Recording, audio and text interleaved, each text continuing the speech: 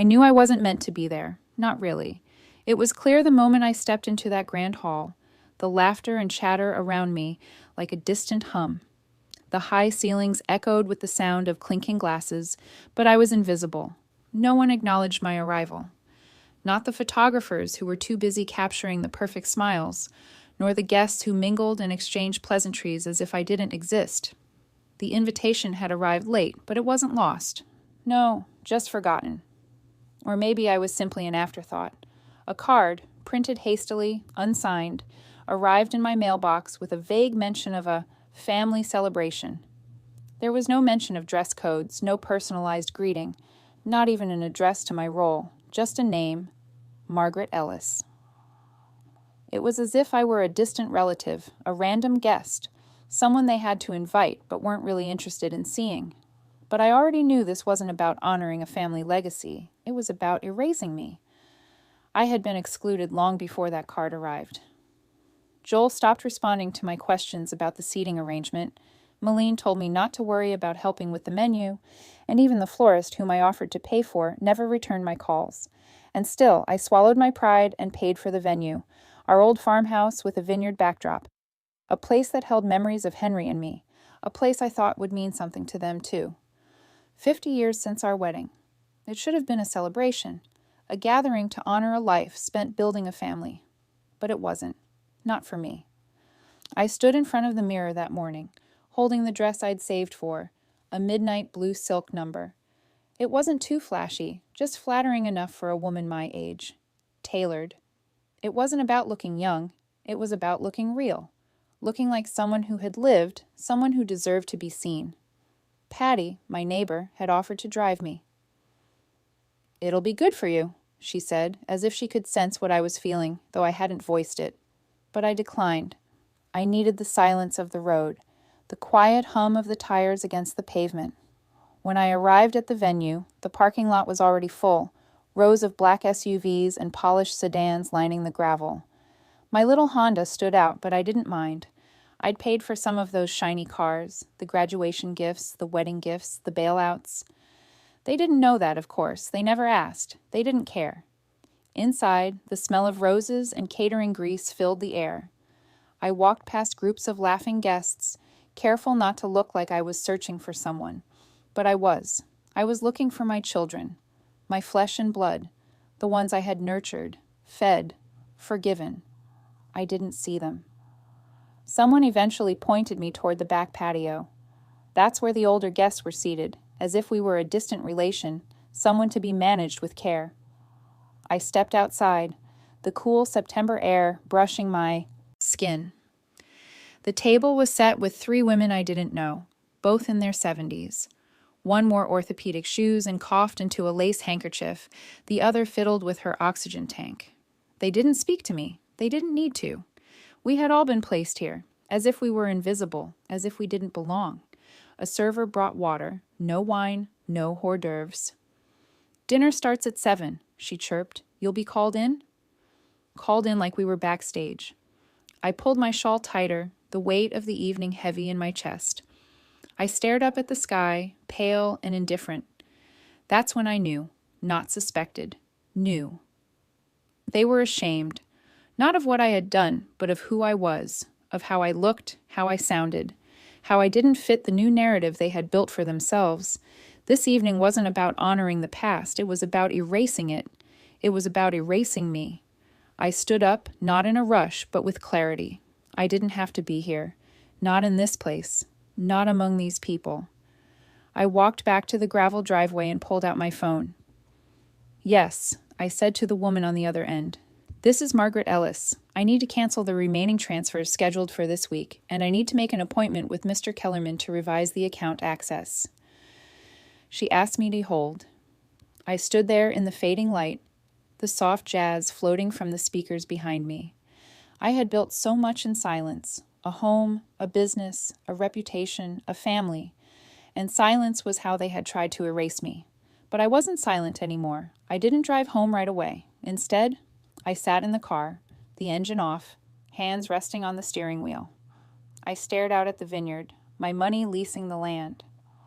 Inside, the The guests were likely toasting family values, laughing, sharing memories. Not once would they mention me. I wasn't angry. No, I was emptied. Years of slow disillusionment had caught up with me, and now there was nothing to grip but a steady, focused quiet, the kind you get just before a storm. The phone buzzed in my purse, a text from Malene. Hope you're resting. Everything's going great. Love you? 2 exclamation points like that made it real. I didn't reply. I opened my phone again, called the bank. Hello, yes. I need to speak to Mr. Kellerman. I didn't expect to go inside, I just needed to see it. The glass building with the metal letters I used to walk past with Henry, saying, "One day, I'll have my name in there." We never did, but we opened our first savings account there. Put aside every extra dollar, even when there weren't any. Henry used to call it our backup dignity. He said a person without reserves was a person too easy to beg from. We swore we would never become that, and we didn't. Even after Henry died, I kept us steady, paid off the house, took on more clients, put Joel through law school, paid for Malene's move across the country and back. I covered the gaps in their plans. Quietly, proudly, but you cover a gap long enough, and eventually people forget it was ever there. I pulled into the driveway, the porch light flickering, a bulb I'd meant to change for 2 months. I left it, let it flicker, it suited the mood. Inside, the house was cool and still. Not lonely, just plain, the way it always was. On the kitchen counter sat the envelope I had prepared for the reunion. A small photo album, pictures of Henry and me, one of our first house, one with the kids playing in the backyard, a handwritten caption under each one. I was going to leave it on the gift table, a little piece of history. The kind no one posts about, but the kind that holds everything together. I put it back in the drawer.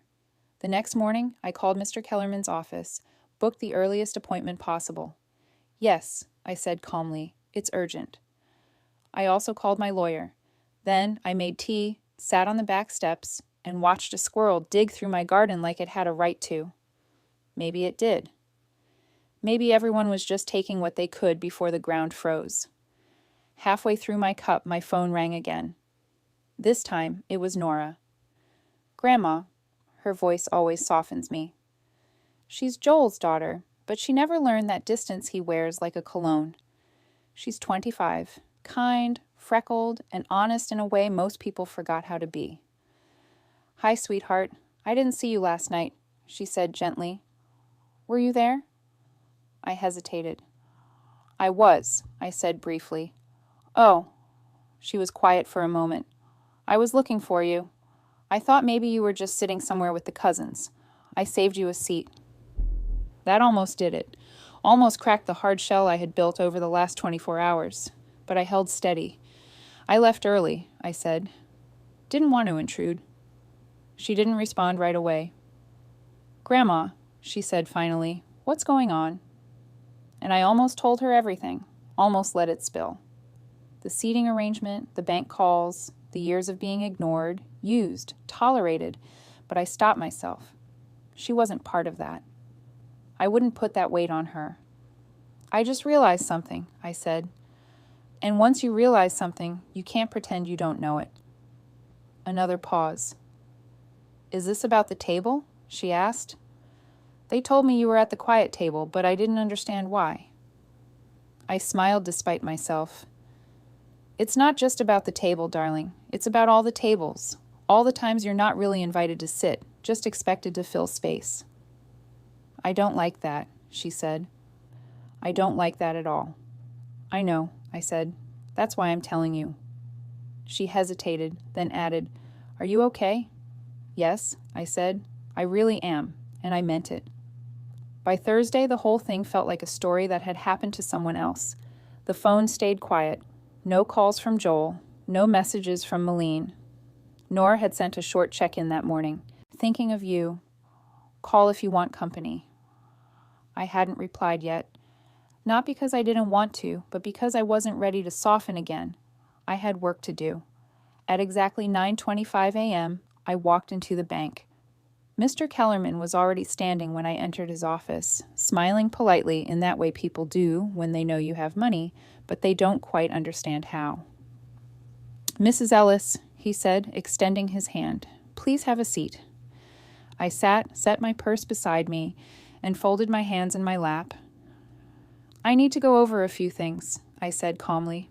Some account access changes, and I'd like to initiate a full review of my estate structure. His smile faltered slightly. Of course. May I ask? I'm not dying, I cut him off. At least not any faster than usual. He chuckled, embarrassed. Good to hear. I'm just cleaning house, I said. We went through the accounts line by line. Joel had access to 2 of them, both for convenience, though it had mostly been for his own peace of mind when transferring between his business and personal accounts. Malene had none, but there were regular automatic payments in her direction, a housing stipend technically, though she owned her condo outright, tuition for her son's private school, even a recurring payment to a wellness coach. I'd forgotten that one entirely. Cancel everything, I said. Everything, he asked. Yes, I replied, and remove Joel's access, effective immediately. Mr. Kellerman leaned back in his chair. Would you like to notify him first? No, I said. I'd like him to experience what I did, being left out of something he thought he belonged to. That silenced him. He typed quickly, nodding to himself as numbers and permissions disappeared from the screen. Now, I continued, I'd like to open a trust. He raised an eyebrow. For Nora? I smiled. Exactly. We discussed terms, protections, limitations. He offered suggestions. I countered with specifics. I wasn't interested in revenge. This wasn't punishment. It was clarity. Nora would inherit what I had, not because she was perfect, not because she was sweet, but because she saw me, because she asked how I was, not what I could do. By the end of the meeting, the paperwork was in motion. I left the bank with a folder tucked under my arm and a strange lightness in my chest. Next stop was Mr. Dorsey's office, my lawyer. He'd helped with Henry's will and had been gently urging me for years to consider revisions. This is quite the shift, he said, scanning the notes I'd brought. Are you sure you want to cut out your children completely? No, I said. I'm not cutting them out. I'm just no longer pretending they'll act differently than they have. He nodded. That's fair. We worked through the clauses, reassigned healthcare proxies, updated power of attorney, established a contingent plan in case Nora declined any role. Do you want to leave them anything? He asked quietly. A gesture? I considered it. Then I shook my head. They've already had more than their share. The meeting ended just before lunch. As I stepped out into the autumn light, I realized I hadn't eaten all day. But I wasn't hungry. I was alert, like a woman watching the storm she'd predicted finally roll in. At home, the answering machine blinked. 4 new messages. I deleted them without listening. My phone buzzed twice. Joel and Malene. I silenced both. They hadn't reached out because they'd noticed I wasn't there. They'd reached out because someone else had. Probably Nora. In the quiet, I poured myself a cup of coffee, sat at the dining table, looked around the room. The same one that had hosted every Thanksgiving, every birthday, every crisis call at midnight. It didn't feel empty. It felt clean. I opened my laptop and began writing. Not a letter, not a statement, just the truth. A record of what I had given, what I had tolerated, what I had finally, mercifully let go of. There is a moment, and I was living it, when the grief of being excluded turns into the power of choosing your own circle. That moment is worth everything. That evening, I sat on the back porch as the sun slipped behind the maple trees, painting the sky in slow oranges and bruised violets. The cup in my hands had long gone cold, but I kept holding it. Old habit, something warm to ground me. The warmth lately came from different places. There had been a time when this porch had overflowed with voices. Henry grilling something too charred, Joel running through the sprinkler, Malene holding her doll like a prized trophy.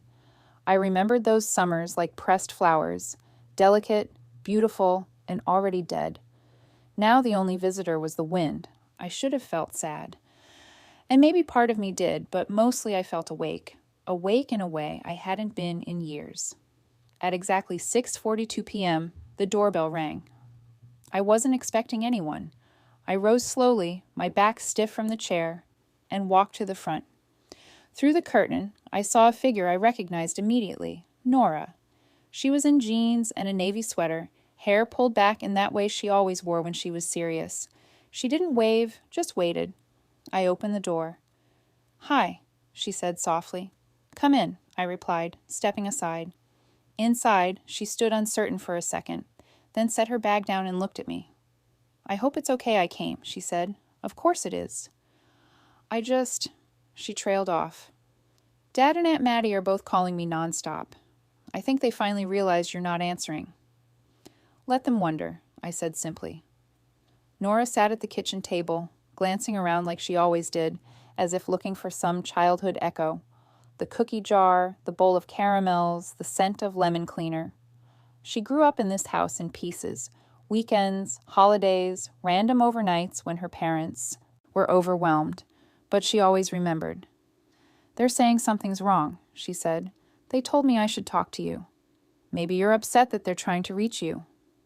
I sat across from her. "You can tell them I'm not upset." "You're not?" "No." I met her eyes. "I'm done." She didn't flinch, didn't fill the silence with cheap sympathy. She just nodded. "I thought maybe I did something wrong," she said, "when you didn't answer this morning." "You did nothing wrong, Nora. You've been the only one who didn't." We sat in quiet for a while, the kind that doesn't feel heavy, just true. She finally asked, "Did something happen at the reunion?" "Yes," I said, "but not just there. Long before that night, it just made it real." I told them about the invitation, the seating, the silence, how it all added up to something final.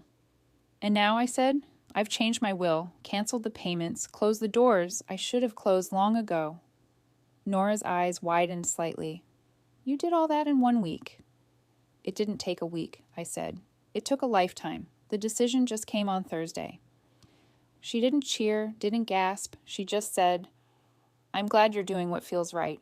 Then she added, "They're going to be furious." I smiled faintly. Let them be. Let them taste what absence really feels like. We talked for an hour, not just about them, but about her life, her job, her roommate, troubles, the guy she wasn't sure she liked or didn't like, her headaches, her plans.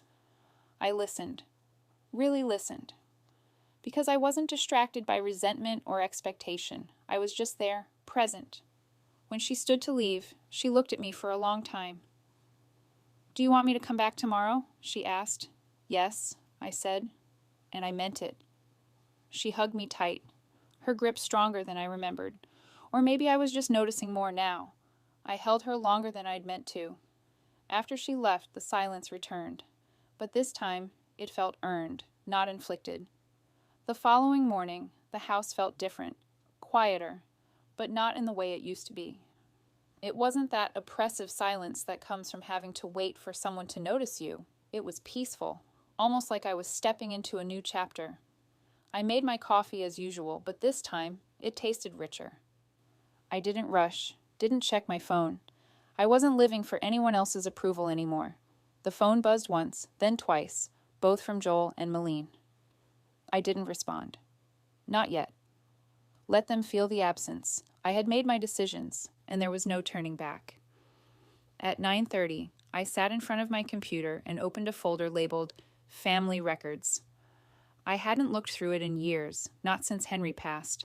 It was a jumble of old papers, letters, emails, old photographs, financial documents.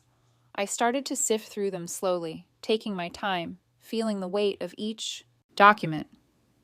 I came across the old bank statements, one that showed the first loan I had given to Joel for his first house. He had promised to pay it back, but he never did. The statement was almost a joke now. A single payment, but so many more had come after, quietly helping him get through his life while mine had been spent supporting everyone else. Then there were the receipts for Malene's private school tuition for her son, the bills I'd picked up when she couldn't make ends meet. All of it, done quietly, without a word of thanks. I took the stack of papers, put them in the drawer, and closed it. I didn't need to remember anymore. I didn't need to keep the evidence of what I had given. What I had done for them was no longer something I had to hold on to. Later that afternoon, I drove to the storage unit to pick up a box of old books I'd been meaning to sort through. I didn't expect to find much.